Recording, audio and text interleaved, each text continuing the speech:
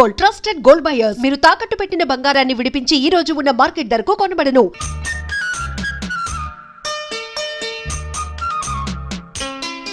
కేవలం మీ పని మీద మా ఊరి నుంచి వచ్చానండి. ఓ ఉద్దండ పిల్లల లాంటి మాస్టర్ని కుదిర్చాను. ఆయన రేపటి నుంచే మీ గోపికి ట్యూషన్ చెప్పడం మొదలెడతాడు. అలాగా నా బాబే, మీ దయవల్ల మా గోపిగాడు పరీక్ష పాస్ అయితే నీ పేరు చెప్పుకొని. వద్దులేండి, దీపాలు కూడా పెట్టకండి. ఇప్పటికే వెలుగెక్కువై నా బుర్రంతా చీకటి చేస్తున్నాను. మీ వారి ట్యూషన్ ఏర్పాటు కూడా అయిపోయింది కాబట్టి. అంత గట్టిగా అరవకు నాయనా, నాకు చూడనుకుంటారు నలుగురు.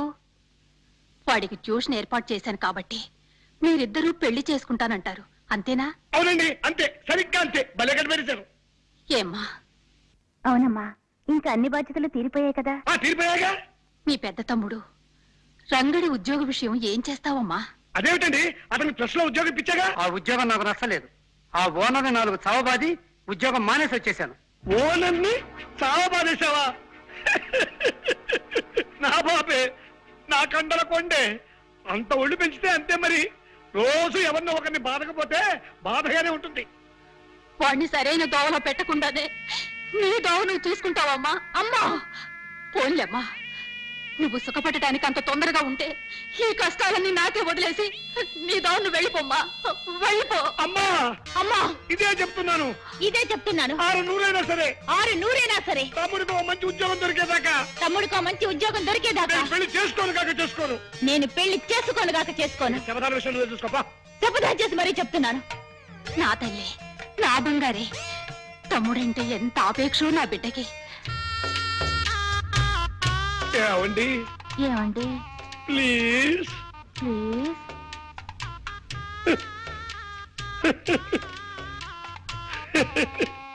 మిస్టర్. ఎస్ మిస్, తీశాను. ఇప్పుడు తీశాను. మా ఇంటికి ఎందుకు వచ్చారు? మీ అమ్మ నాన్న ఆహ్వానిస్తే వచ్చాను. వాళ్ళు మీకెలా తెలుసు? పరిచయం చేసుకున్నాను మీకోసమని. అంటే మీకు ప్రేమ దోమ అంటే సరిపడవన్నారు. మీ అమ్మ నాన్న వేలు పట్టి చూపించిన మనిషి వేలు పట్టుకుని వెళ్ళిపోతా అన్నారు. అందుకే ఇట్నుంచి నరుక్కొద్దామని ఈ రూట్ పట్టుకున్నాను. ఏం చేద్దామని మీ ఉద్దేశం? పెద్ద టూ మచ్ కి ఏమి చేయను. మీ వాళ్ళ మెప్పు పొంది వాళ్ళంతటా వాళ్లే మా శాంతిని పెళ్లి చేసుకో బాబు అని నన్ను ప్రాధేయపడేలా చేస్తాను. ఇంపాసిబుల్. It is possible. మీ వాళ్ళని ఎలా బుట్టలో వేస్తానో మీరే చూద్దరు గాని. ఓకే, మీ అసలు రంగు బయట పెట్టి మీ నుంచి మా వాళ్ళని నేనెలా కాపాడుకుంటానో మీరు చూద్దరు గాని. సరే, మనిద్దరం ఓ మర్యాదస్తుల ఒప్పందానికి వద్దాం. ఇంతవరకు మన మధ్య జరిగిన విషయాలు, ఇప్పుడు నేను మీతో ఉన్న మాటలు, ఇవేవి మీరు మీ అమ్మా నాన్నలకు చెప్పకుండా ఉండండి. నేను నా దౌలకు వాళ్ళని తెచ్చుకుంటాను. ఇది మీ వల్ల కాదు. బెట్? బెట్. అయితే ఈ క్షణం నుంచి మన ఇద్దరి మధ్య ప్రేమ యుద్ధం ప్రారంభమవుతుంది.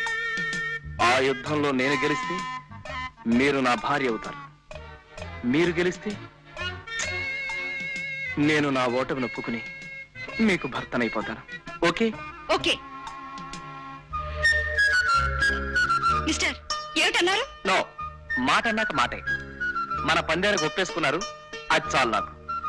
ఈ తమాషైన ఛాలెంజ్ లో ముందు ముందు గెలుపెవరిదో చూస్తుండండి. మహారంసుగా ఉంటుంది. జయమ్ము నిశ్చయమ్మురా, భయమ్ము లేదురా, జంకు గొంకు లేక ముందు సాగి పొమ్మురా, సాగి పొమ్మురా. కూరలో ఉప్పు లేదు, పచ్చడి ఉప్పు కషాయం. మన ఇంట్లో వంట ఎవరు చేస్తుంటారంటే? వంట మనిషి బాబు. అబ్బే, ఒక రుచి పచి లేదు. శాంపుల్ కి రేపు ఒకసారి నేను వంట చేస్తాను, చూడండి. ఏమిటి బాబు, ఏమన్నా? నువ్వు వంట చేస్తాను? అబ్బే, నువ్వు కూర్చో, మీరేదైనా మాట్లాడండి. కూర్చో. నేను అదే అడగాలనుకుంటున్నానయ్యా, నీకు వంట వచ్చా? హె, నాకు తెలియని విద్య అంటూ లేదండి. రేపు ఒకసారి ట్రై చేసి చూడండి. నీ ఫేస్ నచ్చిందో కాబట్టి వంట కూడా బాగుండొచ్చు. రేపు ఒకసారి మాకు రుచి చూపించు. పోసుకుపోయి వంట వస్తున్నాను, ఇప్పుడు పిసుక్కు వస్తున్నాను. వస్తున్నాడు.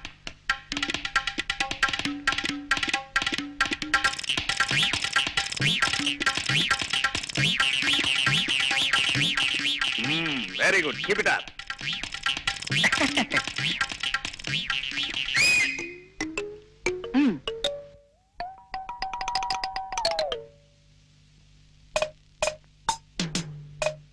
హలో.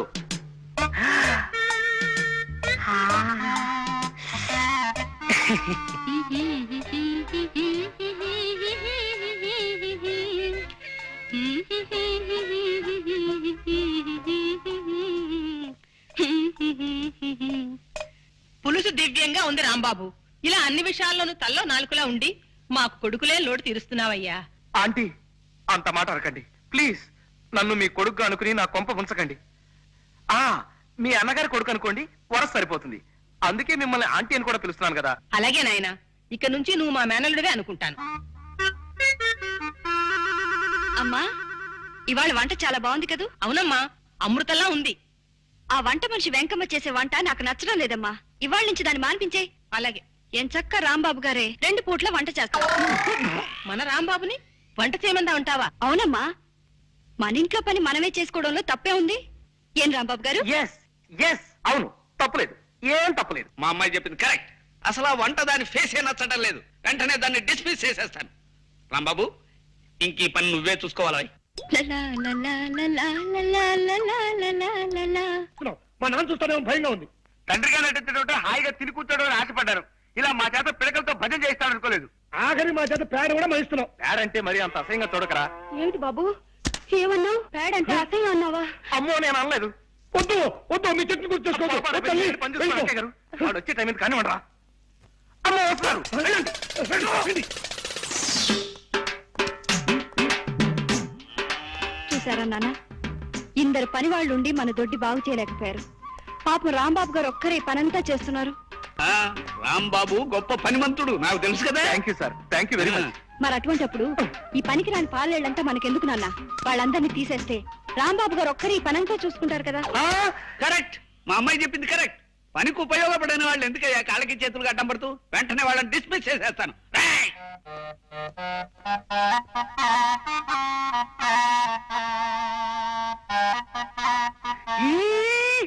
ఎక్కడికి? ఆ రాంబాబు నీకు పూజకు సాయం చేసి నీ ముందు మహాభక్తుల్లా నటిస్తాడా? నాన్నతో కలిసి నాస్తికత్వం మీద వ్యాసం రాస్తున్నాడు. శివ శివ. అందుచేత దేవుడు లేడని లేని రాసేద్దాం సార్. 21వ శతాబ్దంలోకి అడుగు పెడుతున్న మనం ఇంకా కంటికి కనిపించని దేవుణ్ణి దెయ్యాల్ని నమ్మడం పరమ మూర్ఖత్వం అని రాసేద్దాం సార్. వెరీ గుడ్, బాగా అన్నావు. అలా రాసి ఫెయిర్ చేసి రేపే పోస్ట్ లో పంపించేద్దాం. రాంబాబు, నువ్వు దేవుడు లేడనే మా ఆయన మాటకు తల ఊపుతున్నావా?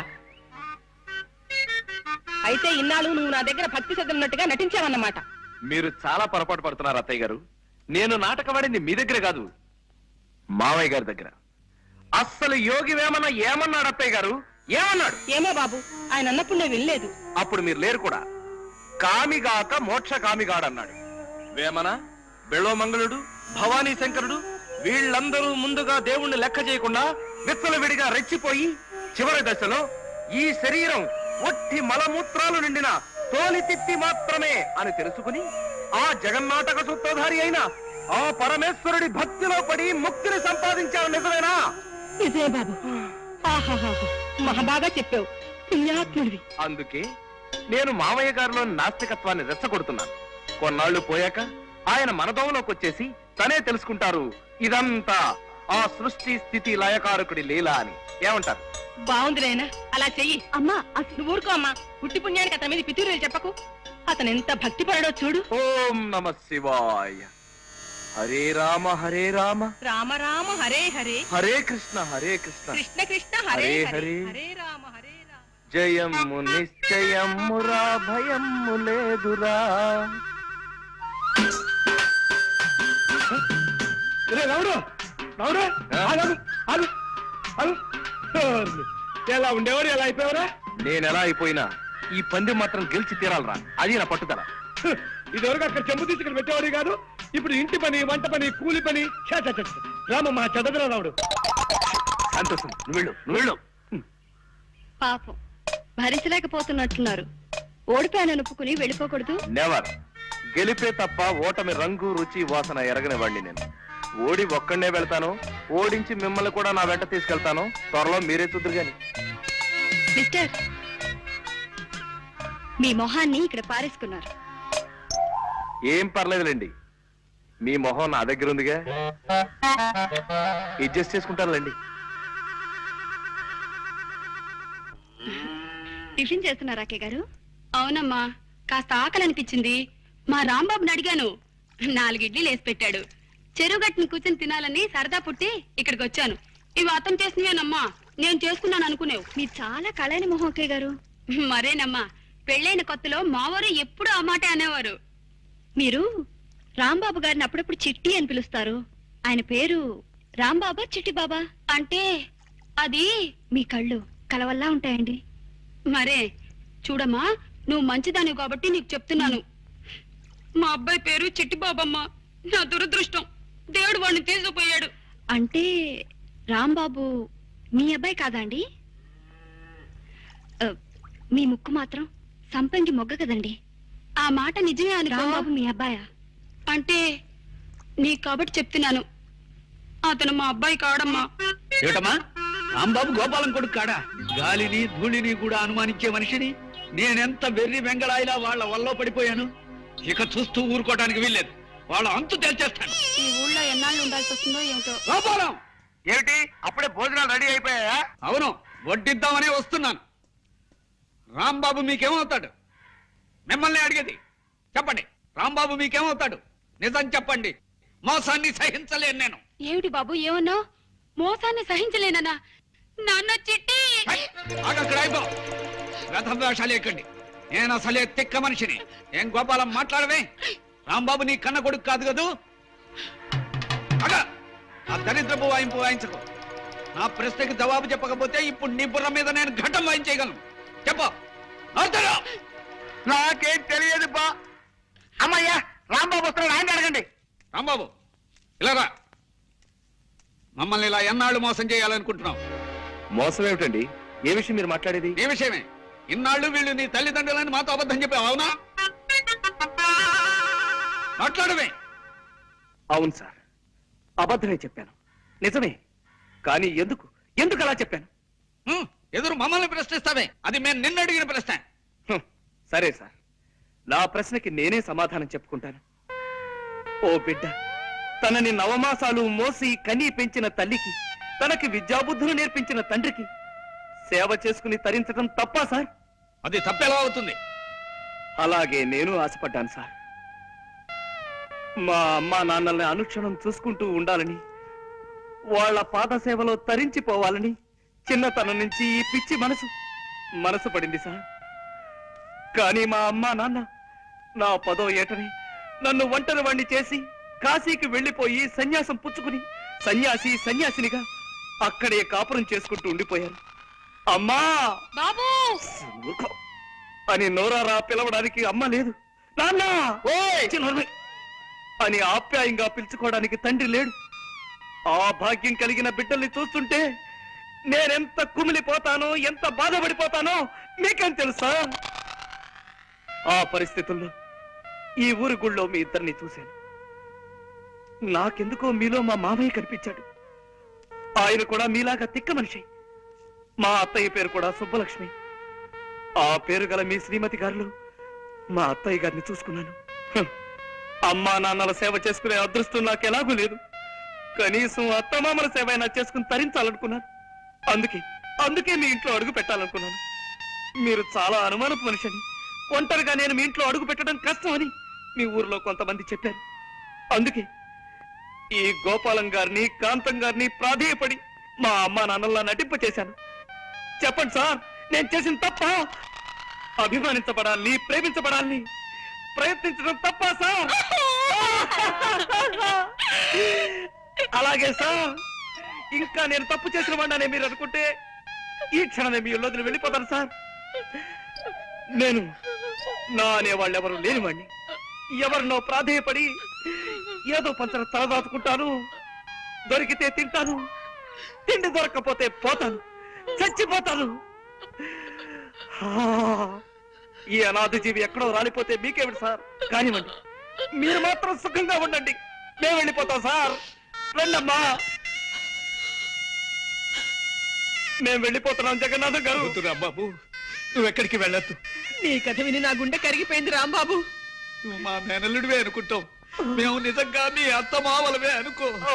ఇక్కడే ఉండిపో రాంబాబు, ఇక్కడే రాలిపో. ఎలా ఉండిపోమంటారు? ఏ అధికారంతో ఉండిపోమంటారు? ఇది మా అమ్మ నాన్నల ఇల్లు కాదే. మీ అమ్మా నాన్నలు ఎల్లు కాకపోతే మీ అత్తగారు ఎనుకో బాబు. థ్యాంక్స్ అత్తయ్య గారు, ఆ మాట మీదే ఉండండి. మీరింతగా చెప్తున్నారు కాబట్టి ఇది మా అత్తవారిల్లోనే అనుకుంటారు శాంతి గారు. అత్తవారింట్లో అల్లుడు విడిదిని మీకోసం కొనసాగిస్తాను. థ్యాంక్స్ రాంబాబు. మమ్మల్ని ఇంకెప్పుడు ఇలా ఏడిపించకయ్యా. అలాగే సార్. ఇక్కడే ఉండిపో రాంబాబు, ఇక్కడే ఉండిపో.